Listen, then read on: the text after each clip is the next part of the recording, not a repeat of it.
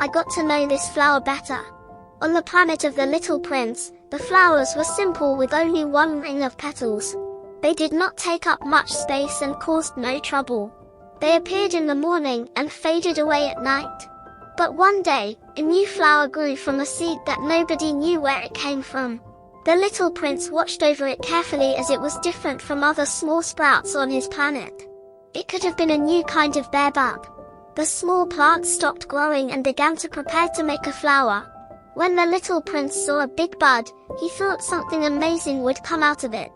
The flower was not content with just preparing in her green chamber.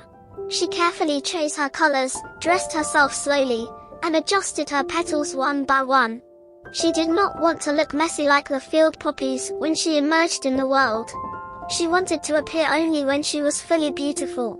The flower was very flirtatious and spent many days adorning herself. She appeared all of a sudden one morning, right at sunrise.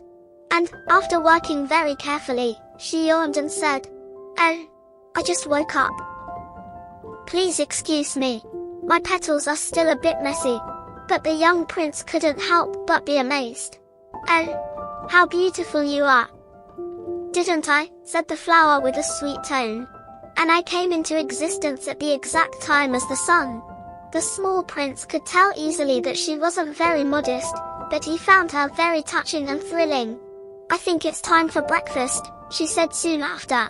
"Could you please consider my needs?" The little prince felt embarrassed and went to find a can of fresh water. Then, he took care of the flower, but she started to bother him with her vanity. It was hard to deal with. One day, she talked about her 4 thorns and said to the little prince, "Let the tigers come with their claws."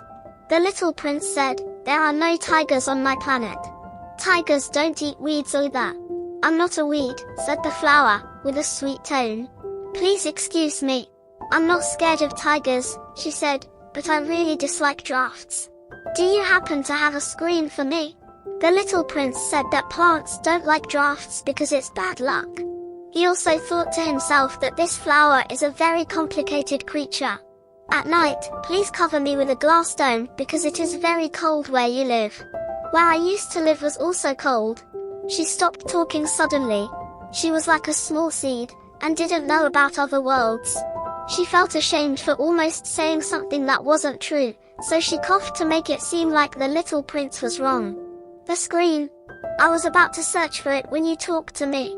She coughed on purpose to make him feel guilty, but it didn't work. The little prince started to doubt her even though he loved her. He was upset because he believed words that didn't matter.